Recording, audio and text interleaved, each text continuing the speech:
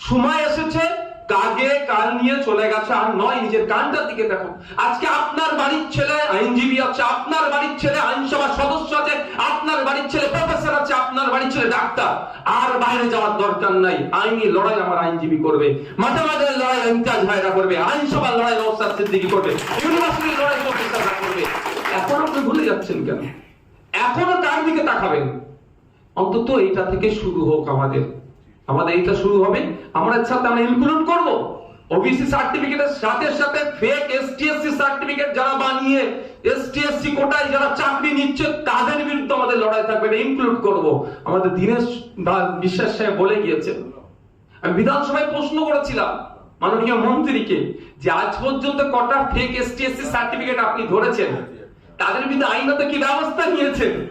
সুপ্রিমকোর্টে দাঁড়িয়ে টোটাল একবার মুখ ঘুরিয়ে চারিদিকে দেখলেন, বলছে ব্যবস্থা নেওয়া হচ্ছে। আমি সংখ্যাটা বলুন না, বঞ্চনা ও নিরসনের পর আমি মনে করি তিনটে। আইনসভার মধ্যে এটাকে উত্থাপন করা, আইনি লড়াই করা, আর অবশ্যই আইনি লড়াইকে তখনই শক্তিশালী হবে, তখনই আইনি লড়াইয়ে আমরা ফল পাবো যখনই আমরা রাস্তার লড়াইটাকে শক্তিশালী করব। তো আমি বলি একটা কথা, সাথে সাথে আমি এখানে যারা বক্তব্য দিয়েছেন কারো ভাষায় ঐক্যবদ্ধ, কারো ভাষায় জোটবদ্ধ। তো নওশাদ সিদ্দিকী হিসাবে আমি বলছি, আমি শুধু এই সংখ্যালঘুদের ওবিসি সার্টিফিকেট বাতিল নয়, ইতিপূর্বে আপনারা জানেন যারা যারা SC ST fake ST certificate কিন্তু আজকে ছেড়ে যাচ্ছে, তারাও আজকে ডিপ্রাইভ হচ্ছে। আজ অরিজিনালি যারা এসটি এসসি তারাও কিন্তু বঞ্চিত হচ্ছে, তাদের জন্য কিন্তু আমি বিধানসভায় আওয়াজ তুলেছি। আর সংখ্যালঘুদের ওবিসি বিষয়টা নিয়েও আমি আওয়াজ তুলব। কিন্তু এই যে ঐক্যবদ্ধ জোটবদ্ধর কথা বলছেন, আমি প্রস্তুত আছি। আমি ব্যক্তিগত এখানে যদি বলি, আমি বিধায়ক স্যার, আমি পরিচয় ছেড়েছে বলছি, আপনারা ঐক্যবদ্ধ হন, আপনারা এগিয়ে আসুন, সবাই আমিও বলছি ঐক্যবদ্ধ হয়। কিন্তু কিভাবে ঐক্যবদ্ধ হব? আমি আজকে থেকে এখানে উপস্থিত ছিলেন কামরুজ্জামান ভাই, আমি শুধুমাত্র সংখ্যালঘু যুব ফেডারেশনের স্যার ওনাকে আমি জানি না, ওনার আমি পরিচয় মনে করি একটা লড়াকু নেতা পশ্চিম বাংলার। এখানে আমাদের ইমতিয়াজ ভাই আছেন, যথেষ্ট লড়াকু নেতা, অধ্যাপকরা স্যার প্রফেসর স্যাররা আছেন, আমাদের আইনজীবীরা আছেন। আসুন আপনারা রাস্তা বলুন, কোন রাস্তায় গেলে ঐক্যবদ্ধ লড়াই করতে হবে। আমি নওশাদ সিদ্দিকী আমি বলছি, আপনাদের লিডারশিপ আমি লড়াই করতে প্রস্তুত আছি। আমি লিডার হবো এটা আমার ইচ্ছা নয়। এই যে সমস্যা চলছে, চলমান সমস্যা, আমার ইমতিয়াজ ভাই ঠিক কথা বললেন। আমার উত্তরপাড়া স্টেশনে যখন হকারদের দুর্গাপুজোর ঠিক আগে তাদেরকে উচ্ছেদ করা হয়েছিল, মারধর করা হয়েছিল, কিন্তু দুঃখের বিষয় সেই রকম মানুষের কিন্তু সহযোগিতা পায়নি। নওশাদ সিদ্দিকী কিন্তু সেখানে ছুটে গিয়েছিল, একা হলেও তাদের পাশে থেকে সেই সময়টুকুর জন্য অন্তত সেখানে স্টেশনের যিনি ম্যানেজার ছিলেন, মাস্টার যিনাদেরকে আমরা বলি অনেক ক্ষেত্রে, তাদের সাথে কথা বলে যে রিকোয়েস্ট করেছি, কারণ আমার পাওয়ারটা খুব বেশি নয়, আমি একা, যে অন্তত এই পুজোর সময় তাদের আর্নিং করার সময় এই সময় তাদেরকে ব্যবসা করতে দেওয়া হোক হকারদেরকে। কিন্তু সেটা সাময়িক ভাবে, এটা যদি আমরা এগিয়ে চলি, কারণ রাষ্ট্র জনগণের সেবার জন্য, জনগণকে উপকৃত করার জন্য রাষ্ট্র হবে। রাষ্ট্র বিজনেস করার নাম নয়, বেসরকারীকরণ করে রাষ্ট্র আজকে বিজনেস করে দিচ্ছে জনগণকে উপেক্ষা করে। কিন্তু এই যে কথাটা এস্টাবলিশ কোথায় হবে? একটা আইনি লড়াই হবে, কিন্তু মাঠে ময়দানে আমাদেরকে থাকতে হবে।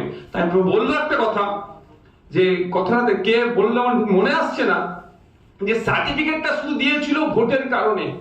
হ্যাঁ, আমি বলছি সার্টিফিকেটটা শুধু প্রদান করেছিল ভোটটা নেওয়ার জন্য, কারণ 2023-24 অর্থবর্ষের পশ্চিমবাংলার বাজেটটা দেখবেন সংখ্যালঘুদের জন্য বরাদ্দ করা হয়েছিল 5,000 কোটি টাকা সামথিং। আর 2024-25 অর্থবর্ষের জন্য দেখুন, 23-24 অর্থবর্ষের জন্য দেখুন, মানে পরস্পর দুটো বছর অর্থবর্ষের দেখুন, সেটা 5,500 কোটি টাকা দেখানো হচ্ছে। 5,000 কোটি টাকা, 5,500 কোটি টাকা, 4,700 কোটি টাকা, 4,500 কোটি টাকা, এই লাস্ট 4টে ফিনান্সিয়াল ইয়ারের কথা বলছি, তাহলে 20,000 কোটি টাকা প্রায় সংখ্যালঘুদের জন্য বরাদ্দ করা হয়েছে। কিন্তু খোঁজ নিয়ে দেখুন, এমএসকে এসএসকে থেকে শুরু করে মাদ্রাসা শিক্ষা ব্যবস্থা, আলিয়া বিশ্ববিদ্যালয়ের সব শিক্ষা পরিকাঠামো আজকে ধ্বংস হয়ে যাচ্ছে। কিন্তু দেখানো কি হচ্ছে যে এত বরাদ্দ করেছে। ঠিক একই ভাবে ওবিসি সার্টিফিকেটটা জেনে বুঝে ইচ্ছাকৃতভাবে ভুল করা হয়েছে, কারণ এটা নিয়েও একটা সংখ্যার মানুষকে রাজনীতি করতে যেমন দেওয়া হবে, ঠিক এটাও দেখিয়ে সুপ্রিম কোর্টে গিয়ে একটা এসএলপি করে তথ্যের অসত্য কিছু তথ্য সেখানে মানে তথ্য কম দিয়ে বলবে তোমাদের হয়ে আমি লড়াই করছি, আবার আমার পাশে থাকো, আমি তোমাদের হয়ে লড়াই করবো, এটা বলার জন্য।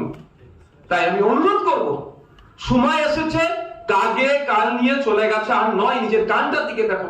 আজকে আপনার বাড়ির ছেলে আইনজীবী আছে, আপনার বাড়ির ছেলে আইনসভার সদস্য আছে, আপনার বাড়ির ছেলে প্রফেসর আছে, আপনার বাড়ির ছেলে ডাক্তার। আর বাইরে যাওয়ার দরকার নাই, আইনি লড়াই আমার আইনজীবী করবে, মাঠে মাঠে লড়াই ইমতিয়াজ ভাইরা করবে, আইনসভার লড়াই নওশাদ সিদ্দিকী করবে, ইউনিভার্সিটির লড়াই প্রফেসররা করবে। এখন আপনি ভুলে যাচ্ছেন কেন? এখনো কার দিকে তাকাবেন? অন্তত এটা থেকে শুরু হোক, আমাদের এটা শুরু হবে। আমরা সাথে আমরা ইনক্লুড করব ওবিসি সার্টিফিকেটের সাথে সাথে ফেক এসটিএসসি সার্টিফিকেট যারা বানিয়ে এসটিএসসি কোটায় যারা চাকরি নিচ্ছে তাদের বিরুদ্ধে আমাদের লড়াই থাকবে, এটা ইনক্লুড করব। আমাদের দীনেশ বিশ্বাস সাহেব বলে গিয়েছে, আমি বিধানসভায় প্রশ্ন করেছিলাম মাননীয় মন্ত্রীকে যে আজ পর্যন্ত কটা ফেক এসটিএসসি সার্টিফিকেট আপনি ধরেছেন, তাদের বিরুদ্ধে আইনত কি ব্যবস্থা নিয়েছেন? সুপ্রিমকোর্টে দাঁড়িয়ে টোটাল একবার মুখ ঘুরিয়ে চারিদিকে দেখলেন, বলছে ব্যবস্থা নেওয়া হচ্ছে। আমি সংখ্যাটা বলুন না, বলছে ওটা পরে জানিয়ে দেবো, কিন্তু আমার এখনো সৌভাগ্য হয়নি সংখ্যাটা কত ছিল। শুধুমাত্র এগুলো হচ্ছে দেখানো হচ্ছে তলে তলে, সেটা অর্থের বিনিময়ে, অবৈধ ডিমান্ডের বিনিময়ে সেগুলোকে বঞ্চিত করা হচ্ছে।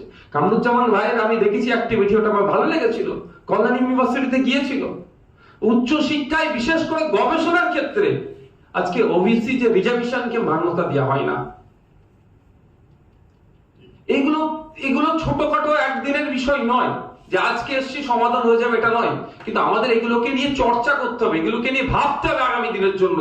ওই আজকের সমস্যা কালকে হলো কি হলো মিটে গেল ওটা নিয়ে ভাবলে তাহলে একের পর এক সমস্যা বাড়তে থাকবে।